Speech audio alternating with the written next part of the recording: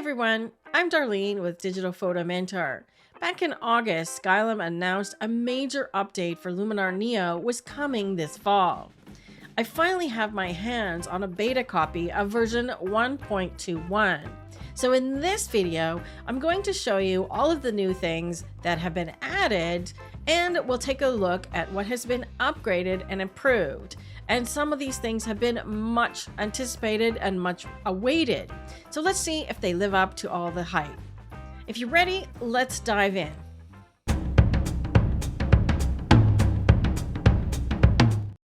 I've put a few images into an album that I'm going to use to demonstrate the new tools. But first, let's take a look at what's new in the catalog module and what's been upgraded. For some time, they've been promising us a way to rank or rate your images other than just adding a pic or a flag to them. Now you can see there are star ratings as well. So you can give your image 1 to 5 star rating. How you use those stars is up to you. Generally, I would apply 5 stars to the very best, my favorite images. 3s for me are kind of a maybe or something I want to consider later, and 4s are also really good. I personally don't use 1s and 2s, but you could think of another method or some other reason that you might want to apply those star ratings. To add a star rating, you can just click on the stars like this, or simply hit the number you want on the keyboard. For example, 2. When you're back in the library module, if you select multiple images like this and hit the number, you'll apply it to all of them. If you choose 0, it takes the number ratings off. The next new thing that you might have already noticed from my screen, when you're in the library module, you now have the option of showing what's called a detailed thumbnail view, which is shown here. You can see the star ratings, whether it's a flag or a pic, and the full file name underneath the thumbnail. This is a huge plus for me because it was always a bit of a pet peeve of mine that I couldn't see the file name, and it was kind of tricky to even figure out which image was which if I had similar ones. Now it's easy with the detailed view. If you want to change it back to the minimal view, just go to the thumbnail size pull-down menu and choose minimal view. You'll notice the thumbnail size or the border around them didn't change, and the borders are larger than what they used to be in the previous version of Luminar Neo. I expected with the detailed view, the thumbnail would have more space around it, and with minimal, they'd go back to smaller borders as well. That is not the case. Perhaps that's something they will change at a later date, or we can add as a feature request. I've moved myself over here for the moment because the next thing I want to show you is the ability to sort folders and albums now. If you hover over the word folders, you'll see a little pull-down menu here. You can now sort them by folder name, creation date, which have been recently updated, the number of photos in the folder or photo count, and have it go ascending or descending. You can also do a custom order by simply dragging the folders into the order that you want them to appear. Let's just go by date, for example. Let's do again and go by recently updated. And as I said, if you want to just move them around, you can do that as well. And then you have a custom order. Likewise, you can do the same with your albums. The same menu is here and the same options. This is how I got the latest album that I made for this tutorial to come to the top.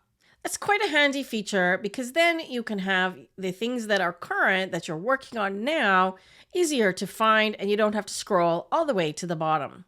One thing I wish they would add though is the ability to add a master folder so that you can organize your albums a little bit more, similar to how it's done with collections in Lightroom. For example, you could have a master folder called birds, and then each subfolder categorized by the type of bird or the number of birds in the photos, whatever the case might be. But instead of having this large number of albums to scroll through like I have here, putting them into smaller subfolders and dialing down a level would just be a little easier for me to find the album I'm looking for. But nonetheless, this is a great addition. The next thing is the ability to filter your images more specifically using this pull down menu here.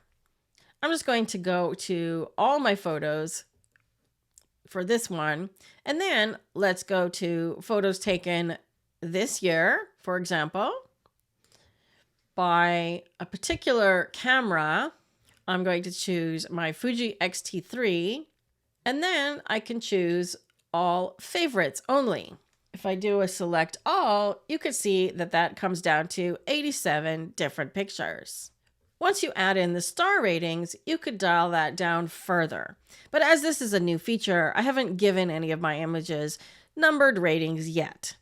But are you starting to see the power of being able to filter and find the images you're looking for quickly? You could also incorporate a search. Let's go images with trees, for example.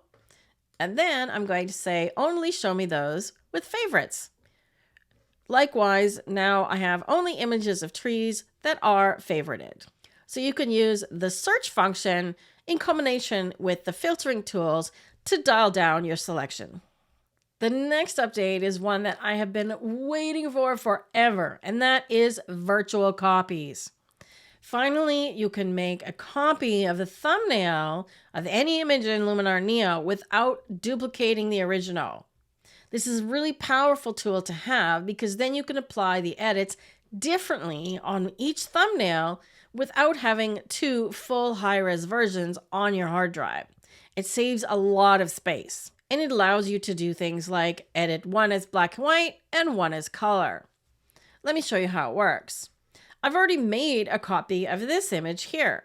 If we take a look at it in Finder, which is Mac Finder or file browser, you can see here's the original file, and there is only one copy of that image. But back in Luminar, we see two. Let's make a virtual copy of this one. How you do that is you can right-click and just choose virtual copy. You'll also see by hovering over that selection, the keyboard shortcut is Command or Control apostrophe. So let's click this. Now we have a virtual copy, and I'm going to do the same with the keyboard shortcut here. And likewise, if we double check to go look at this image on the hard drive, you could see there is only one with that same file name. Yay! I'm so happy. The last update that I'm equally as happy about is when we go into the edit panel, look, we can go down to the bottom now and get the film strip back. Woohoo! Now, instead of having to go all the way back to the catalog or the library module to go to the next image, all you have to do is use your left and right arrow keys to scroll through the thumbnails. Finally! I've been asking for this forever. So this will make workflow much faster for people that are using Luminar Neo as a standalone program. Now, as you can see, I've applied some edits to this image using one of the new tools. But before I show you those, let's just take a quick break. I just want to let you in on a little tip. If you head over to our website and take a look at our Luminar Neo course and use the coupon code on the screen now, you will get $30 off until the end of October. Now that the update has come out, I'm going to be redoing most of the lessons in the course to bring it up to date with the current version of the program. So until I get that going, I want to give you a little bit of a deal so that you can pick it up and follow along with all of the new lessons. The current lessons are super valuable to get you going in the meantime, so hence giving you a little bit of a discount. Use the code Luminar-fall-update to get $30 off when you go to the checkout. Likewise, if you need to purchase Luminar Neo itself, use our code DPM10 to get 10% off. And now let's continue with the program and take a look at the new tools that have been added to Luminar Neo. The first new thing is Smart Search. I've kind of already showed it to you briefly. In the search bar up here, now you have the option of searching for specific things. So not just file name, but it actually analyzes your image. I did trees before. Let's try something different. Maybe birds. So then it's going to give you a suggestion. We can have images with birds or files with birds in the name. So let's do images with birds and see what it comes up with. Notice it didn't find very many, but I've also got this filter turned on still. So I'm just going to turn that one off. Now you can see that it's found a lot of bird photos. You'll also see a few mistakes. I don't see a bird in this photo, for example. And this one is a butterfly, but it's on the right track. And I think if you're looking for a particular category or genre of photo, it's done a pretty good job overall. Likewise, there's a bee, not a bird. But for a quick search to find all your bird photos, you can easily sort through these and find the ones you want quicker than looking at all your photos. Let's do another one that's even more specific. Let's see if I have any photos of ladies in yellow. That one doesn't seem to have done as well. It's definitely found some yellow images, but not so much a lady. Let me refine the search. I think using the right words is key here as well. Let's try woman wearing yellow and see what that gets. Better. Let's try babies. Well, technically correct. The first two are furry babies. So I've tried a few different searches and come up with a bit of hit and miss results. Some are better than others. I find that the prompt that you give it makes a big difference. Let's try human babies and see if we get a better result. Well, we still have the human baby, but now we also have ducks, bears, and lions. Oh my. So not perfect, but I think it's on the right track. Perhaps the AI search, if that's what it's using, just needs a little bit more training. See what you can search and find in your catalog. All right, let's get to the fun stuff that everybody always wants to see, the new goodies. I'm going to take this image into Edit and try the new color transfer tool. This is a street photo I took in Nicaragua. Before I apply the color, I'm just going to do a quick develop to bring the highlights down a little bit, particularly in the sky. I'm not actually going to remove the power lines in this image because I kind of think that's what makes the shot, the overall chaos and confusion of the street, including the bikes going by. So now let's head down to find the new tool. And it's right here under the creative section. You'll see I've got the landscape tools just collapsed. You could do that with any section of tools just by clicking the top or header name. So let's take a look at color transfer.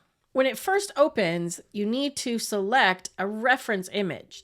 How this tool works is it takes the color from whatever image you choose and tries to match this one in terms of coloring and style. So like a color grading or a LUT. Let's take a look. There are a few that come with Luminar right out of the box. These 5 at the bottom here. These others are my images that I have added. So I'm going to try one of mine. This one here is sort of a soft faded color look that I took and processed of cars in Cuba. So let's see how it does on this image. You just choose it. And then once you've chosen it, it takes a minute to apply. Notice it's saying applying color down below. And then you can play with the sliders. I've done some experimenting with these. Obviously, the amount slider is the overall intensity or strength of this tool. Color intensity is the same, but in regards to color. And you'll notice that it does have a bit of a lag. Okay, so the higher you bring the color intensity, the more of the new color transfer you get. The lower you take it, the more of the original image colors you get coming through. So I like to leave that one fairly high. The next 3, because there's no documentation for these tools yet, I kind of just had to play around and figure out what they did. My interpretation of it is when you bring the luminosity intensity down, it's applying less of the contrast tones of the new image and more of the original. Okay, so color intensity has to do with color tone.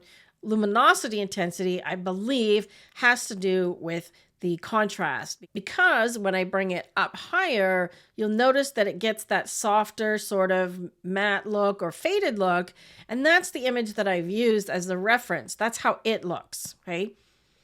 Transition smoothing, again, I've played with it being lower and higher, and I think lower just gives you sort of more of a grunge, and higher blends things in a little bit softer. See how that fixed some issues in the sky up here? Color smoothing, likewise, in regards to color.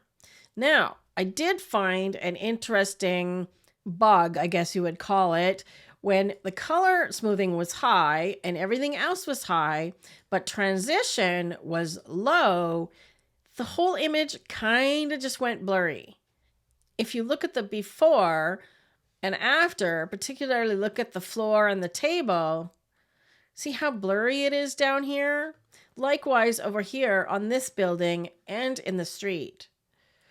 So I don't know why it's making things blurry when it's that particular combination of slider settings, but it is. So I found that leaving this one higher and playing with this one separately did a better job. So just be aware of that and work around it for now until they resolve this bug. Let's try it on another image. And we don't have to go back to the catalog. We just have to go here on a new thumbnail. Here's another image I took in Cuba, in the streets of old Havana. Let's go and apply the color transfer to this one. I've already done some basic edits on this one just to bring the highlights down a little bit. There's the before and after. Now let's apply color transfer. I'm going to choose this image, which is kind of faded tones from an image I took in India, and apply it quite liberally with the amount very high.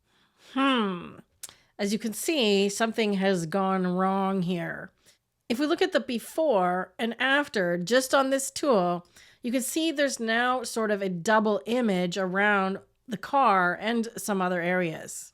Interestingly enough, I noticed that if the amount was higher, that problem seems to disappear.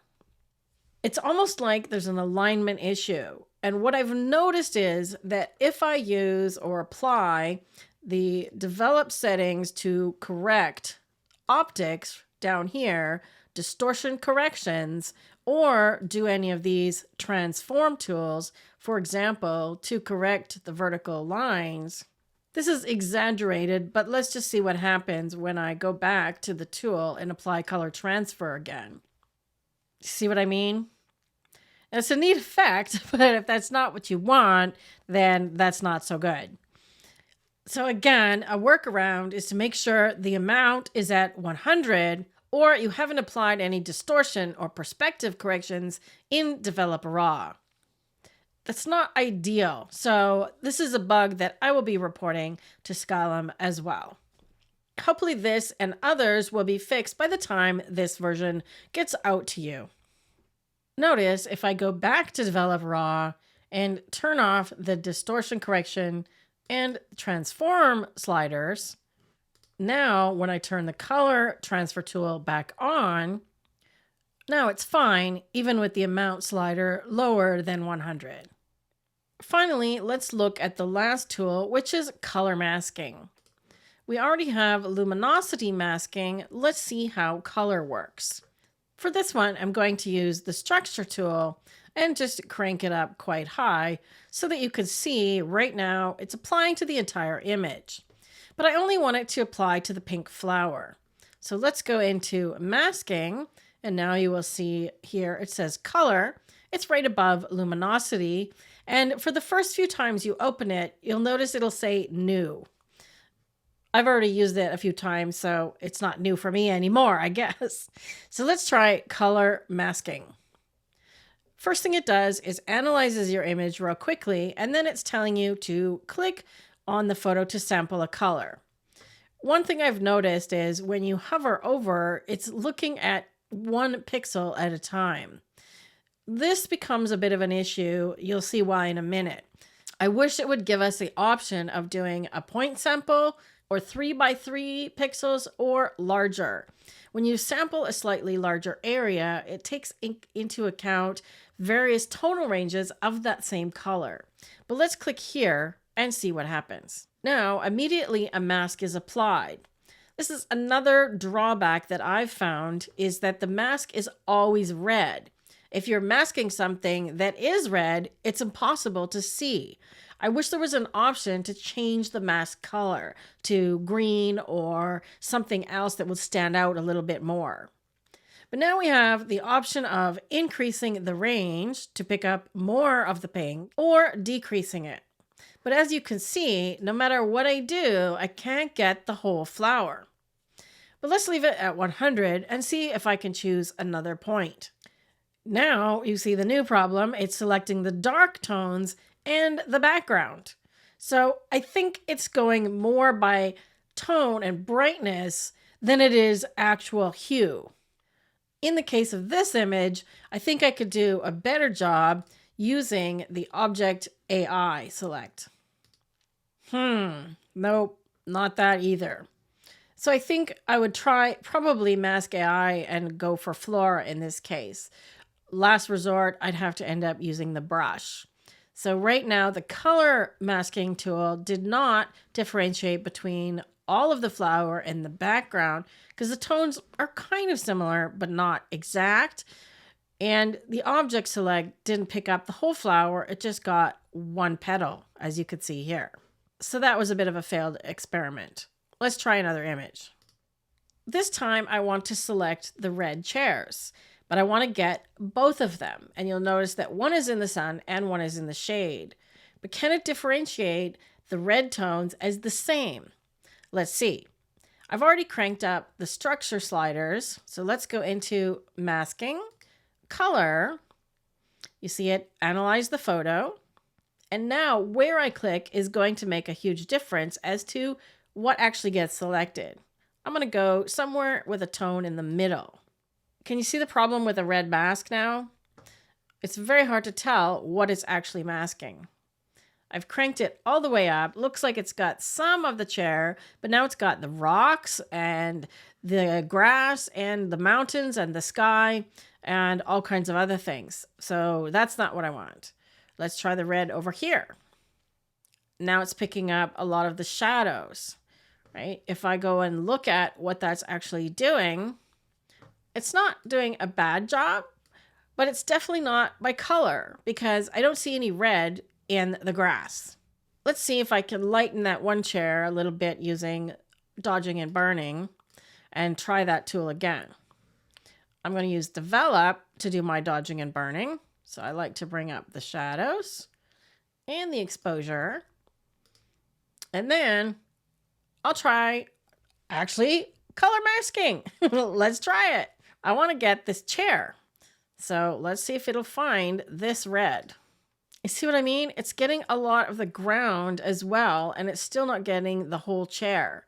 If I bring it up higher, now I've got the whole chair, but too much other stuff. If I bring it down more, still not getting all of the chair that I want. But let's see how that does. Another little trick that I've already discovered with this masking tool is if you want to pick a different color, you can just do so at any time and it'll resample the image like so. But as soon as you go back to the adjustments, now that mask is applied and it won't just reselect a new color. So if you want to see what it looks like, just use this back arrow. So you're still in the masking tools. If you're not happy with it, go right back into color and you can reselect a different tone. Okay, that's not too bad. Let's see how that looks. See how it's brightening the grass as well? Also, not exactly what I was looking to do. So still not perfect. Now that I've lightened the one chair, I can come back here and try it again on the red. And let's see if I can get more of the chair selected. My square right there. Same problem. Okay, I'm not getting any of this chair over here. And if I choose this chair, now I get the chair and the ground and the sky and the mountains, but not this one. So far, again, another failed experiment. Let's try another image. This one should be pretty easy, right? Let's try to select all of the blue. And I'm going to make it real easy for you to see if it's affecting it or not, because I'm just going to convert it to black and white. Adjust the sliders a little bit, and let's go to masking. If you can't remember where the original color was, just hold the backslash key. So I'm going to click somewhere in this square to mask the blue. Let's go masking, color, and blue. Let's drag it all the way up because you can see it's not selecting all of it. That's the best that I can do. Now notice when you zoom in, there's still quite a bit of blue, especially the lighter tones and the darker tones that it's completely missed. Something else I discovered that was a little bit surprising was if you copy the settings from this one, so copy adjustments, and apply it to another image, you would expect to have the blue selected, right? Somewhere in here, that it would be using some sort of smart color masking. Let's see. Nope. So exactly the same mask was copied and pasted. So I expected it to analyze and look for that same color blue, but that's not how it worked. I was a little bit surprised by that. While we're on this image, let's see how this tool actually works. Let's go black and white again. Now let's go masking and color. So I'm just going to pick something over in here, which we know is the blue area. And you'll notice now you can see the red mask. If I dial this range down, you literally just get like one of these strips of color, right? As I move it, you might get one or two, but very similar, right? It's going to be the ones right next door. These are all very similar in the green tones. If I crank it up higher, it expands the selection. But I didn't get what I expected all the time. I noticed that in some areas, it gave me a selection here and here. So it wasn't truly giving me, like here, for example, it's picking up blues here, and then some over here that's more purple. Not sure that is exactly what I was looking for. See, it's picking up purple and some blue. Of course, I can always dial this down, but this gives you a really good idea of how this color masking tool is working. As of right now, I think it needs a bit more refinement, in my opinion, before it's ready for prime time. Another image like this that's super colorful is great for trying out this tool.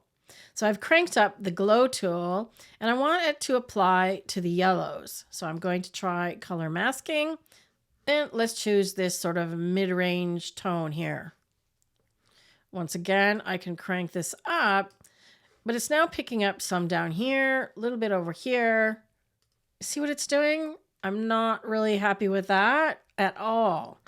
When I look at the before and after, you can see that it's picking up only the brightest parts of the yellow and it's not recognizing the dark yellow. And it doesn't have enough controls to allow me to shift it or a slider similar to what we have with the luminosity masking.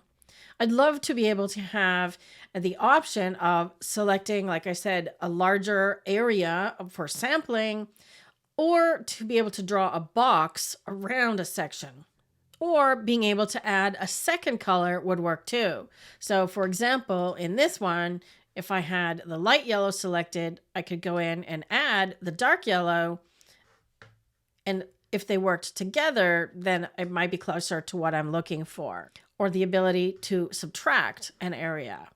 So now I have to go in and do some brush work to get it exactly where I want it, to fill in the gaps where it missed and erase it from the parts that I don't want. So it's still not getting the color exactly as I expected. Something else that I'd love to have now that we have all of these great masking options is the ability to do what's called an intersect. This is something that you can do with Lightroom Classic. For example, let me just reset this and show you how it works. I could say I want to choose a radial gradient like this and put it around the yellow flowers really roughly. And then say I also want to apply a color mask, but inside of this radial gradient. So they intersect, meaning it must match both criteria of the color that I want and be inside the radial gradient. That's taking the masking to the next level, which Lightroom did about a year or so ago, maybe a little bit longer. But it was a really huge improvement and something that I hope to see Luminar add as well. So of these new things, upgrades and updates, my favorite two things are virtual copies and Filmstrip in the edit module. So which of these things in the Luminar update are you most anxious to try out yourself? Tell me in the comment area below. I still have another entire wish list of things that I would love that Luminar did. For example, post-crop vignetting. That is something that I've been waiting for a long time. And the ability to copy a mask from one layer to the other. Is there anything that Luminar Neo doesn't do now that you need in your workflow? Let's discuss. I don't have an exact date of when Skylum will be sending these out. Hopefully you'll get the copy of the update soon. Keep checking your email for something from Skylum. Until next time, take care and keep practicing your editing workflow. If you'd like to watch another video here on YouTube, click one on the screen now. Take care. I'll see you soon.